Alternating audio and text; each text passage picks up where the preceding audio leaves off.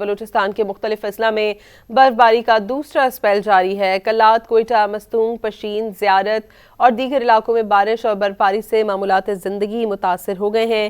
کوئٹہ میں مکان کی چھت گرنے سے ایک شخص جاں بحق ہوا۔ محکمہ موسمیات کا کہنا ہے کہ برف باری کا دوسرا اسپیل آئندہ 2 روز تک جاری رہنے کا امکان ہے۔